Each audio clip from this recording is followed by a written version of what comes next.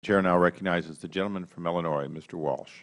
Thank you, Mr. Chairman, and thank you both for coming in. It's been a long morning. Let me be very brief and ask two broad macro-level questions, try to get an answer from each of you. Like a lot of my colleagues, I hear from community banks every day who are struggling.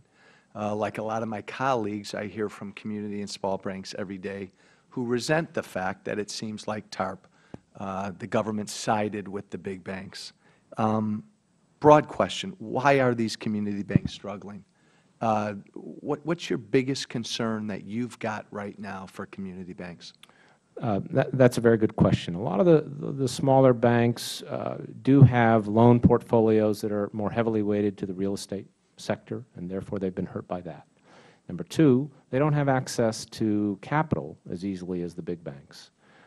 So those are very real concerns, and we've tried with the TARP program to address some of that. You know, essentially when you look at the money invested in banks, about $250 billion overall under TARP was invested. About most of that, 234 or so, well, around that amount was done under the Bush administration. I agree with the actions that they took, but I'm just pointing out that they did that. 125 billion of it went to the largest institutions in the country. When Obama came in, we have only invested an additional 11 billion, excuse me, in banks, and a lot of that went to a lot of the smaller institutions, and we set up special programs to help them. But many of them are still struggling, and we're trying to do our best to get this economy back and get an economic recovery, get the housing market stabilized, because I think those are the best things we can do for those banks. And Mr. Borofsky, why still this persisting struggle with the community banks? Well, part of it is, as Mr. Massad pointed out, to the structure of their loan portfolio, but a large part of it is also the continuing existence of too big to fail. It gives an inherent advantage to the larger banks. There's a reason why the smaller banks don't have the same access to capital as the larger banks. They don't have the access to the virtually free money from the Federal Reserve that the larger banks have. Larger banks, a lot of what has been a result of TARP and the related programs is it's given the opportunity for the largest banks to essentially earn their way out of trouble, and those are opportunities that are not available for the smaller and community banks. So maybe this leads then to my second brief macro-level question. Give me, each of you offer one broad-level critique of TARP, either with its implementation, with its design. If you were to each offer one broad critique of TARP, what would it be? You know, if we had to do this all over again, and obviously I'm assuming we will not have to, there are a lot of things we could change or would change, Congressman. It's hard to be specific. There are certain things in the housing program that we've done later that we might have done earlier. I agree with the comment that was made earlier that it was proposed as a purchase of troubled assets, and then we, you know, I think the Bush administration wisely changed course because I think they had to, but that obviously contributed to some of the criticism. So it's things like that. There are many others I'm sure that we would do over, but I think the key thing is, you know, hopefully now under Dodd-Frank we have the tools that will make this sort of thing unnecessary in the future.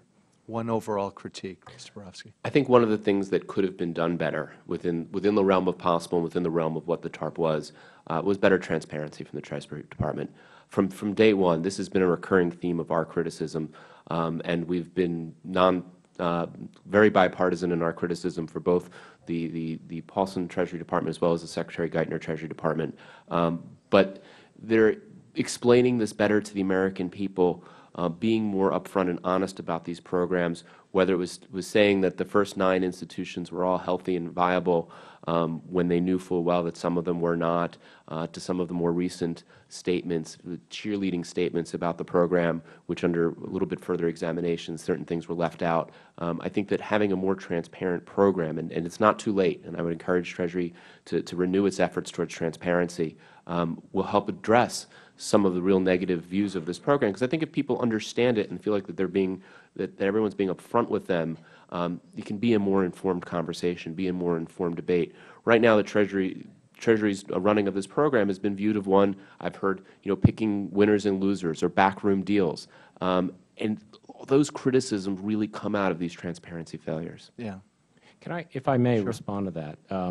I am fully committed to transparency, and most of the particular suggestions that SIGTARP has made in this regard, we've implemented. I would just like to note, because I think often people aren't aware of it, we publish annual financial statements which are audited, and we've received clean opinions on these financial statements for 2 years without any material weaknesses. That's actually a very rare thing for a startup entity. It's a relatively rare thing in government. We've published a monthly report to Congress that lays out exactly where the money is, how much of it has come back, what is the status of the programs. We publish a transaction report on each transaction within 2 business days of completing it. We publish a dividend and interest report quarterly, which shows how much dividends and interest payments we've gotten. We put all of our contracts and agreements on our website. That means not only any contract entered into with a financial institution, but also all the procurement contracts, all the documents related to HAMP, and any program we have, as well as program guidelines and other materials.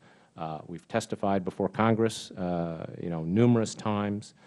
We have 3 oversight agencies, and we fully cooperate with them and give them all the information that they need. They've produced a total of 75 reports. So we can always strive to do more, but I think actually there is a lot of information about this program available. Thank you both. Thank you, Mr. Chairman.